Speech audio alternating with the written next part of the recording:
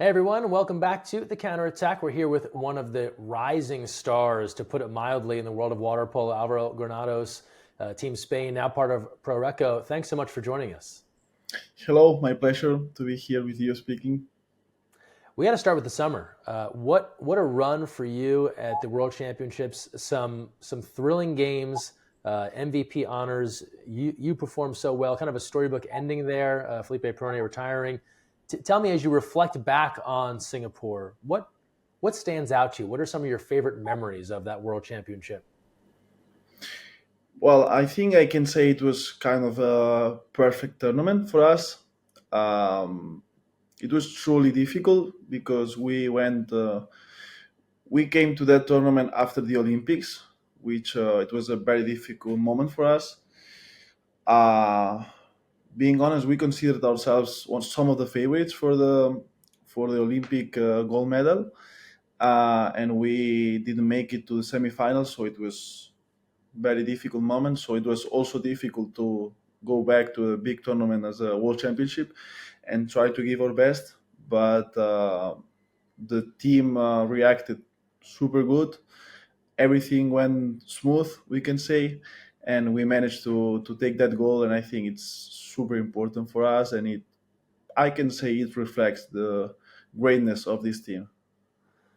You bring up a great point, and I know winning gold in Singapore doesn't make you forget the pain of Paris, right? But it is So it is a yeah. positive.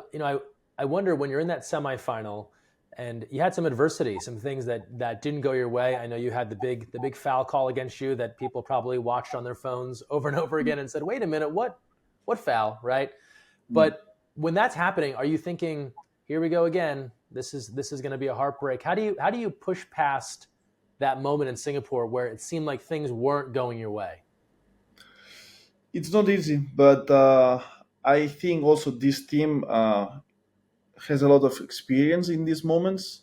Probably 5 years ago, we will lose these kind of games in which we have difficult moments, but we learn from the past.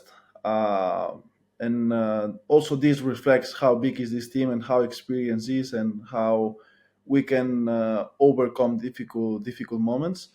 So yeah, in the end I was out, but the team managed to give their best, and they they did amazing, and we managed to go to the final. So this also reflects that it's a team thing. So I was super happy. I was super nervous watching the game in the TV. I I couldn't believe how things were going, but and in the end I was super happy. Yeah, how hard is that for you? You're someone that is on the top of the scouting report for the other team. There's a lot that's expected from you. How tough is it to be out of the game and watching and just hoping that everything goes okay? Wow, it was so difficult. It was so difficult. I think I will always remember that moment because I couldn't be in the pool. They told me I needed to be outside, and I was watching the game in the TV. But there was a little delayed, so I was watching the game, but I was listening what was happening before in the crowd. So it was I was so nervous. It was tough, and I was one fan more watching the game, and but in the end I was happy because we won. So that's all. Yeah, for those that didn't get a chance to see that, right? We're talking about the semifinals from Singapore. Fairly controversial call goes against Alvaro here, but Spain perseveres. And if you haven't been to an event of that size, what he's describing, there's like a warm up area for the athletes that's just outside the pool. So it's funny. I've been in those spaces. You hear the crowd. You know when a big moment happened. You don't know, Yeah, was it a save? Was it a goal? Was it a that crazy call? And then you're waiting for the TV to catch up. That's a yeah, nerve wracking moment. exactly. Yeah, in the penalty shootout, I was like not even looking at TV, just trying to listen what was happening. So yeah, it was. And also, I remember the USA team was there watching the game with me, and I went totally crazy. And then I said, "I'm so sorry, but I couldn't help myself." So Of I course. turned crazy. Yeah. And then just one last thought on World Championships. That gold medal game, and again, that you have a lead there at the end, but you know that a team is going to keep pushing. When the buzzer finally sounds, What does that feel like to know you're world champs and that you've gotten to the top of the podium? It feels really good, and I think because of a lot of reasons, it feels good to be world champions. But I think one of the main reasons was because what I was saying before about this big deception, I can say, of the Olympics, in which it's kind of hard to say, but I think the something inside the team broke in the Olympics, Hmm. and it was really hard to come back for the previous uh, training camps and with the national team. It was pretty hard, but I think David Martin, the coach, and the captains, and I think all the team gave their best, and to overcome this difficult moment, to overcome these difficult thoughts about the Olympics. And we were super united. I think it was probably the tournament we were closest to each other, and it was a very nice moment. And I'm super proud of how the team overcome. And when we won, I was thinking about all these hard moments. I was thinking about Paris when we were kicked out of the tournament, and it felt very nice. Yeah. Yeah, people talk about this idea of the Olympic hangover. It's a very real thing, right? You work Yeah. so hard towards this one event, and even if you win the whole thing, there's still this Yeah. come down where you're not focused on that goal. And so you're right. The year after is always tough for people to get prepared for. So a testament to your team.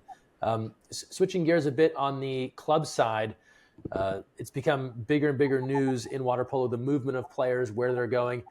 For you, I know you had made an attempt to go to Recco a season ago. It didn't pan out. You end up back with Barceloneta, still obviously a strong club. Now you will get the chance to play for Pro Recco. What has you excited for playing? I think sometimes we use the comparison in the United States, the New York Yankees of water polo, or the Green Bay Packers of water polo. What does it mean to you to join a club of this caliber? Well, first of all, it's a dream. I don't know in the United States, but here in Europe, I think every kid who plays water polo dreams to play in Recco someday, and it was the same for me when I was a kid and I started to fall in love with this sport. My biggest dream was to play for Recco, and it was like kind of a so huge dream I was not thinking about, and now I kind of made it. So yeah, first of all, it's a dream. Second, it's a super good chance to learn from the best. I can be surrounded with amazing players like Di Fulvio, Condemni. I mean, every player is amazing. Also, amazing coach. So it's a dream and a chance to become better player, better person. So I'm super excited about it. I'm so glad you brought up the idea of trying to learn more, because I think sometimes people look at your stats or they say, well, he's the MVP, and what else is there he could possibly try to get better at? But in the span of men's water polo, you're still on the younger side, right? You're still kind of getting towards what I think people would think of prime age, right? 28, 29. What's something that you're still trying to get better at? What do you hope some of these veteran guys can teach you as you try to go to another level in your game? To be honest, I think I can learn a lot about these guys, about Sugno. I can say I need to improve a lot about my defense. I need to improve a lot about make the other plays, make my teammate play better. Try to be a little bit more like game maker. So yeah, I need to improve a lot of things, and I think I will be in the best environment to do it. Now, this roster, a bit of a revamp for Pro Recco. Some key pieces coming back, but a lot of guys leaving. You're one of the new additions. Of course, being here in the U.S., we have to ask you about another one of the new additions, Max Irving from the United States. What do you like about Max's game, and what do you think he can add to the team, and kind of what has you excited about playing with Max? He's a really amazing player. I love his intensity in the game. It's so difficult to play against him because he's so fast, so intelligent. You cannot relax for a second with him. So yeah, I love about him his intensity, and he's super clever guy playing water polo. So I'm excited to play with him and learn about him also. We're talking here just a little bit before a big series for Pro Recco in New York City. Such a cool opportunity here to help grow the sport on the East Coast of the United States. It's something that happens in soccer or football all the time, right? You see the Yeah. European teams come over, they'll play an exhibition, MetLife Stadium, the Rose Bowl. How fun is it going to be for you and the rest of the guys to play in a place like New York City? Amazing. First of all, it will be a chance to get to know each other because, as you said, we will be a pretty new team. So first of all, a super good chance to know each other, to be in an environment of like not only the pool. You can do a little bit of going around the city with the guys, Sure. get to know each other, and then I think it will be amazing to play in the United States against Granados, uh, Princeton. So it will be really nice, and I'm super excited about it. And that's it. Yeah, for those that not are not aware, big water polo coming up in New York City, as Alvaro was referencing. Pro Recco, FTC competing. There'll be exhibitions on September 3rd at the Asphalt Green. Then those two will play on September 4th. Then more exhibitions as part of the Princeton Invite in New Jersey that weekend, the 6th and 7th. You'll play against FTC. It's a team that has a great history with Pro Recco. You think about Champions League Final Four. I know these are friendlies or exhibitions. You have another critical match with them maybe a month later. Do you hold a little stuff back? How do you go in that exhibition knowing that you have a game a month later or a little bit down the road that is also very important when it comes to the regular season? I don't know how the coach will Yeah. approach those games. I'm ready for everything, but from my point of view, like I said before, super good chance to get to know each other inside and outside of the pool. Get to know how we play, how we manage to do things. Because in the end, there are a lot of players with amazing skills, a lot of quality. So yeah, the best chance we have to pack everything and try to give our best in this big game we have in the 8th of October. And since we're shouting out clubs, your former team Barceloneta, also Marseille, they'll be headed to Northern California that first Yeah. weekend of September as well. They're going to take on the Cal Bears. The Olympic Club, you were part of that group. It's a team that routinely reaches the Final Four. We've talked about the World Championships, the energy of that. I want to ask you about the Final Four, about Champions League. What is that environment like? How does that compare to the Olympics, to World Champs? When you think about the best opportunity for a club team. Well, in the end, both Final Four and World Championships are two of the biggest tournaments a water polo player can play. Um, Also, with Barceloneta, there are a lot of players from national team, so it was kind of the same feeling. Also, coming back from the summer and with almost the same guys with the national team, so it was also, let's say, a little bit difficult to manage this situation. But in the end, we are super good friends. We are very close to each other, both in national team and in Barceloneta. So it was in the beginning a little bit difficult, but then it was super super easy. And in the end, we couldn't manage to get to the final of the final four.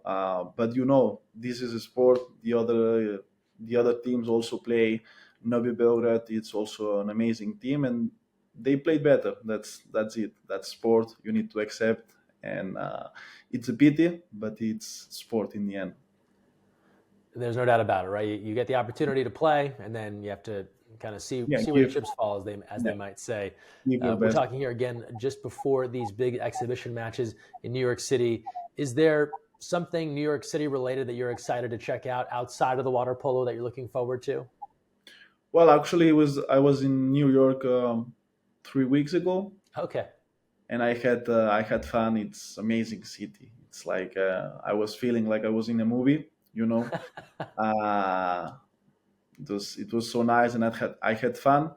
So I will try to do it again. See the few places I couldn't do. So super excited about the city and about the experience. One of the cool things that has come about ahead of this trip, and we've seen Pro Recco staff talk about it. I know you've done camps in the United States as well. Is the excitement around the potential for growth of water polo in the United States? Yeah. It's a big country, right? But as you know, water polo is there's only certain pockets where it's really big. What do you see from your vantage point? How do you see the potential for growth of water polo in the United States? Yeah, you're totally right. Every time I go to the states, and I see the kids playing water polo, the facilities, everything. It's perfect. It's perfect environment to make this sport bigger and bigger.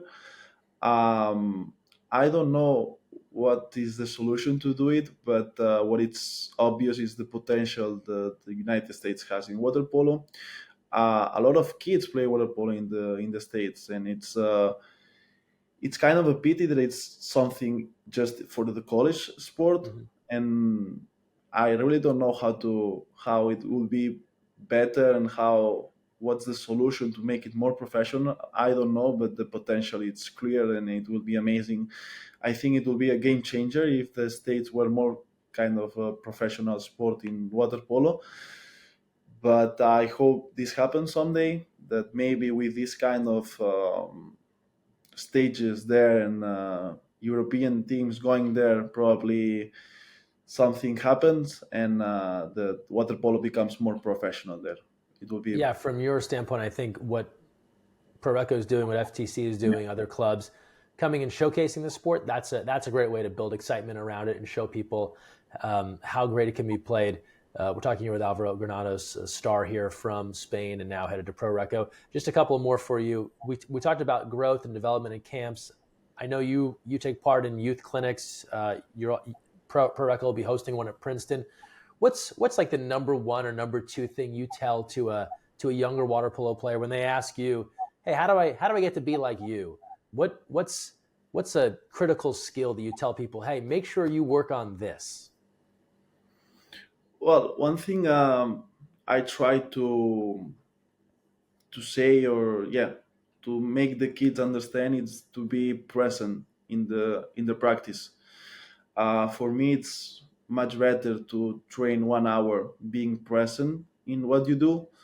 If you are able to do 20 shots, be present in what you do and how you do it, then training for 5 hours just like in an automatic mode. So yeah, I try to tell the kids this, to be present on what you do and think everything you do, why you do that, how could it be better. So yeah, for me the most important thing in practice is that being present in what you do, and try to think about everything, about your body, about how the ball bounce, just to be present about everything instead of practicing 5 hours. Yeah, that's a good point. Be smarter, not necessarily harder, right? Yeah. When you think back, if you could go back to when you were 14, 15 years old, who were the players that you looked up to, that you loved the way they play, and you tried to model your game after them? Well, probably Felipe Perrone, Filip Filipovic, and Andrea Prelinovic were the big three. Sure. Uh, and I had the chance to play with Perron and Filipovic. I couldn't do it with Prelinovic yet, but probably those three were the ones I was looking to. Is it strange to play with someone that you admired as a kid? Well, not. I wouldn't say it's strange, because both Filipovic and Perrone, they were so kind to me from the very first moment. So it was kind of easy to play with them. But I said to Perrone when we won the World Championship that it was kind of funny that I was looking up to him when I was growing up and playing water polo, and now we managed to win the World Championship twice. So it's kind of crazy. You are looking the TV, watching some guys you idolize playing water polo, and then a few years later you're playing with them. So it's one of the most beautiful things sports has ever gave to me. So it was nice. And then last thing for you, are there players that you see out there that are playing now that maybe you won't get a chance to play with them because they're on a different national team or different club, but that you just admire the way that they play? Do you have other guys out there that you're like, I like what they do? Yeah, but actually there are two guys that I really admire how they play, and I will be able to play with them. First is Di Fulvio, and then Condemi. Di Fulvio is obvious; he's been one of the best players in the world for a long time now. But also Condemi, I look up to him, and I'm impressed about his level. He's doing amazing.